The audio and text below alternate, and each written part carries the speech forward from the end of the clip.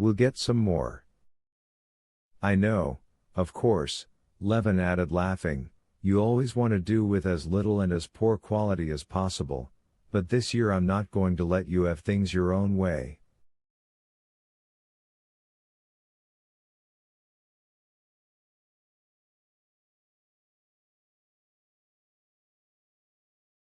I'll see to everything myself. Why, I don't think you take much rest as it is. It cheers us up to work under the master's eye. So they're sowing clover behind the birch dale? I'll go and have a look at them, he said, getting onto the little bay cob, Kolpik, who was led up by the coachman.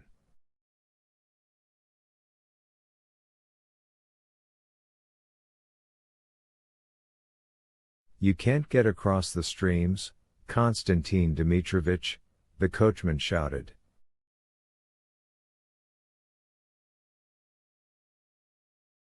All right, I'll go by the forest. And Levin rode through the slush of the farmyard to the gate and out into the open country, his good little horse, after his long inactivity, stepping out gallantly, snorting over the pools, and asking, as it were, for guidance.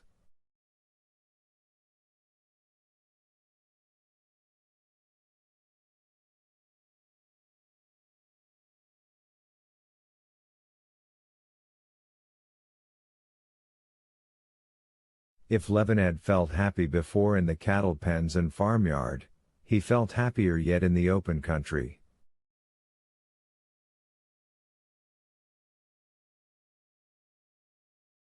Swaying rhythmically with the ambling paces of his good little cob, drinking in the warm yet fresh scent of the snow in the air, as he rode through his forest over the crumbling, wasted snow, still left in parts, and covered with dissolving tracks, he rejoiced over every tree, with the moss reviving on its bark and the buds swelling on its shoots.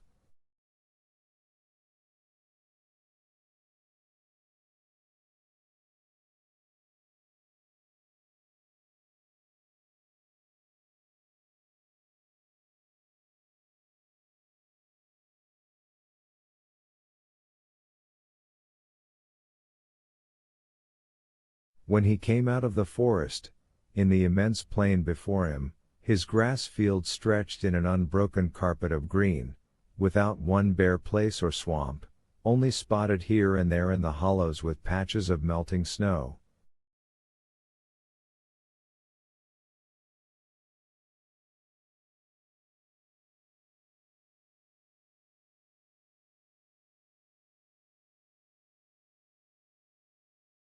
He was not put out of temper even by the sight of the peasants' horses and colts trampling down his young grass, he told a peasant he met to drive them out, nor by the sarcastic and stupid reply of the peasant Ipat, whom he met on the way, and asked,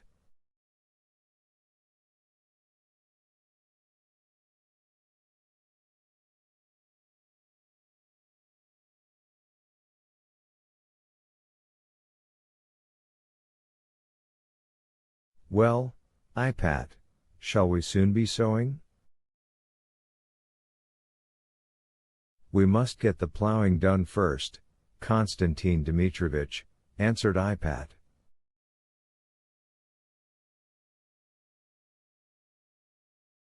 The further he rode, the happier he became, and plans for the land rose to his mind each better than the last, to plant all his fields with hedges along the southern borders, so that the snow should not lie under them, to divide them up into 6 fields of arable and 3 of pasture and hay, to build a cattle yard at the further end of the estate, and to dig a pond and to construct movable pens for the cattle as a means of manuring the land.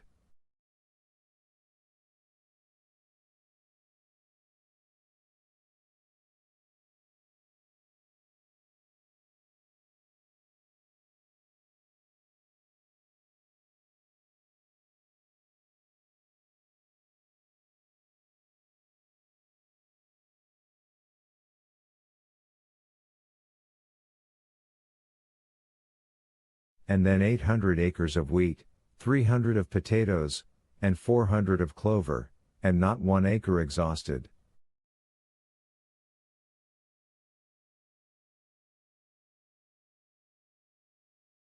Absorbed in such dreams, carefully keeping his horse by the hedges, so as not to trample his young crops, he rode up to the laborers who had been sent to sow clover.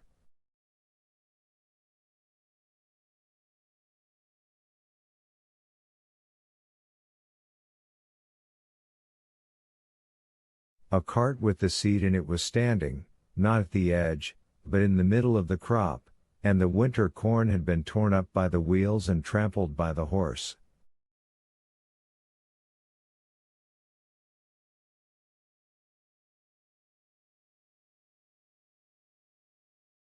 Both the laborers were sitting in the hedge, probably smoking a pipe together.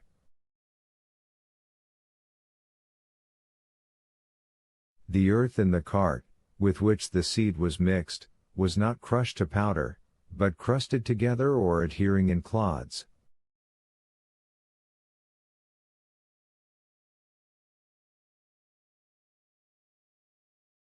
Seeing the master, the laborer, Vasily, went towards the cart, while Mishka set to work sowing.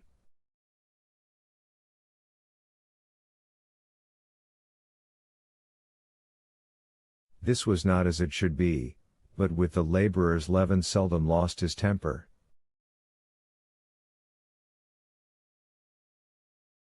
When Vasily came up, Levin told him to lead the horse to the hedge.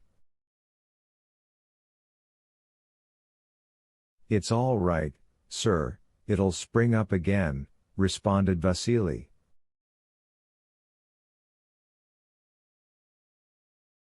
"Please don't argue," said Levin, "but do as you're told." "Yes, sir," answered Vasily, and he took the horse's head. "What a sowing, Konstantin Dmitrovich," he said, hesitating, "first rate."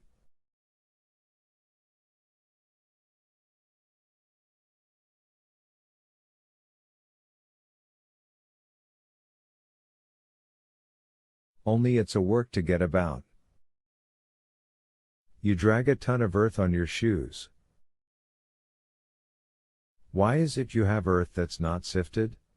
said Levin. "Well, we crumble it up," answered Vasily, taking up some seed and rolling the earth in his palms.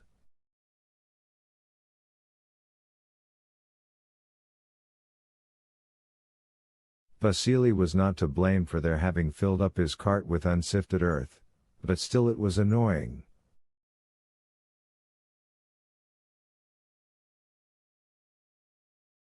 Levin had more than once already tried a way he knew for stifling his anger, and turning all that seemed dark right again, and he tried that way now.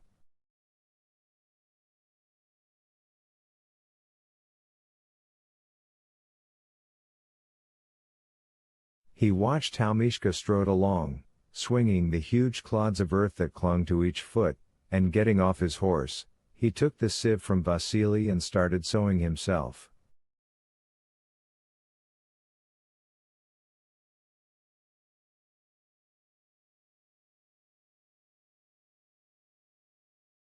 "Where did you stop?" Vasily pointed to the mark with his foot, and Levin went forward as best he could, scattering the seed on the land.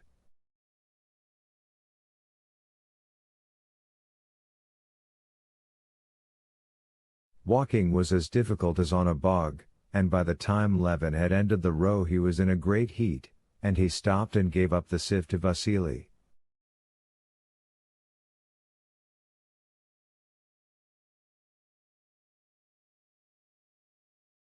"Well, master, when summer's here, mind you don't scold me for these rows," said Vasily.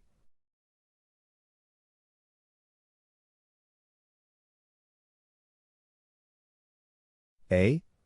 said Levin cheerily, already feeling the effect of his method.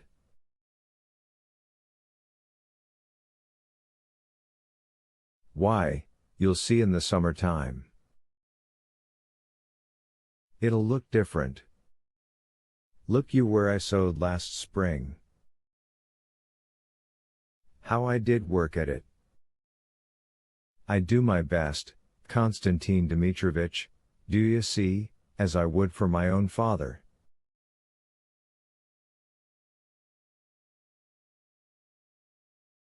I don't like bad work myself, nor would I let another man do it.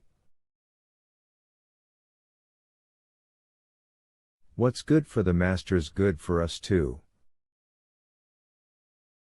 To look out yonder now, said Vasily, pointing, it does one's heart good.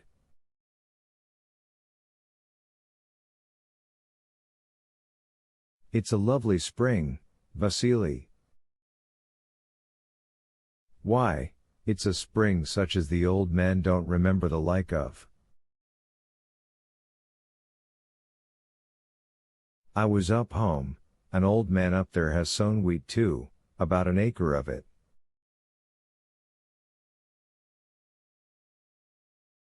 He was saying you wouldn't know it from rye.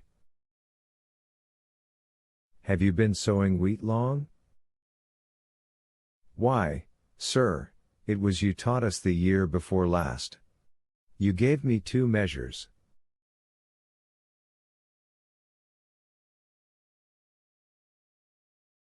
We sold about 8 bushels and sowed a rood. Well, mind you crumble up the clods, said Levin, going towards his horse, and keep an eye on Mishka.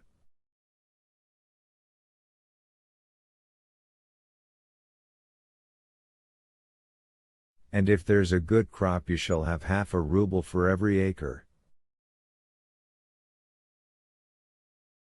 Humbly thankful. We are very well content, sir, as it is. Levin got on his horse and rode towards the field where was last year's clover, and the one which was plowed ready for the spring corn.